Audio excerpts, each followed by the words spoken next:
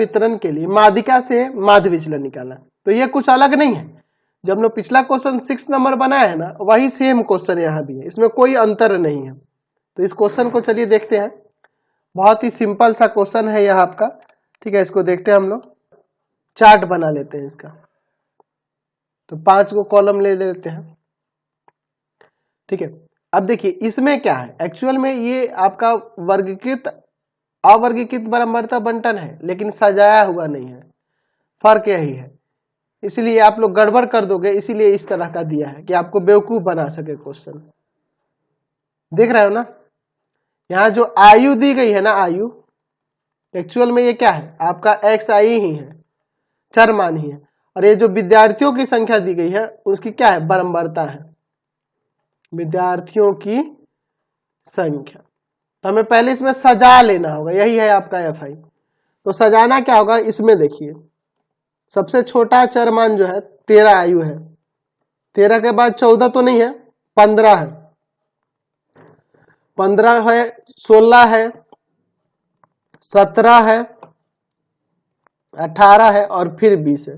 तो मुझे पहले सजाना पड़ा, आप लोग गलती कर देते इसलिए पहले इसमें सजा लिया। अब देखिए 13 की जो बराबरता होगी उसके सामने 15 की जो बराबरता होगी, ये 5 था ना ऊपर 13 का, अच्छा 15 की बराबरता 4 है, 16 की बराबरता 2 है, तो इसी तरह से लिखना होगा। 17 की बराबरता 4 है, 18 की बराबरता 6 है और आपका 20 की बराबरता जो है आपकी 3 है।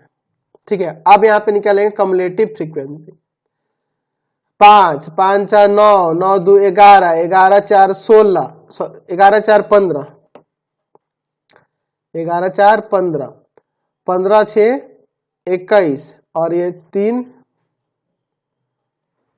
24, यही ना हो जाएगा। तो यहाँ पर n का जो मान है यानी कुल बराबरताओं का योग जो है वह कितना आ गया, 24 आ गया, सम आया। तो हम लोग लिखेंगे माध्यिका के लिए, माध्यिका के सापेक्ष निकालना है ना जी, तो माध्यिका क्या हो जाएगी, तो इसके लिए फॉर्मूला आ जाएगा 1/2 ब्रैकेट में n/2वां पद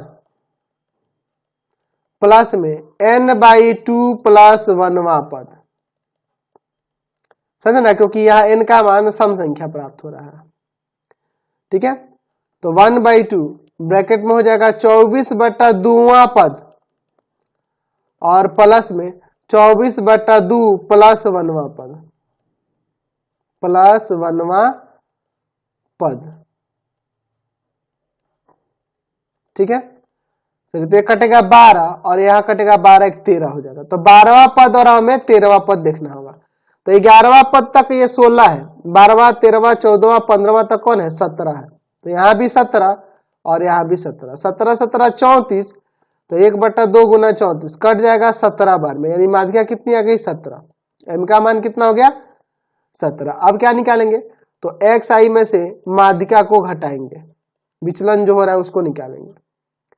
ठीक है, उसका पॉजिटिव, तो इस 13 में से 14 गया, माइनस का 4 मोड में है तो पॉजिटिव हो जाएगा।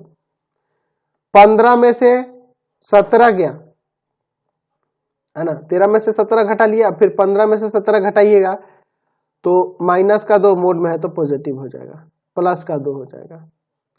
ठीक है, क्लियर है। अब चलिए 16 में से 17 गया माइनस का 1 मोड में है तो प्लस का हो जाएगा। 17 में से 17 गया 0, 18 में से 17 गया 1, 20 में से 17 गया 3। अब निकालना होगा एफ आई इंटू में एक्स आई माइनस में माध्यिका, यानी इसमें गुना करना होगा इस विद्यार्थियों की संख्या में।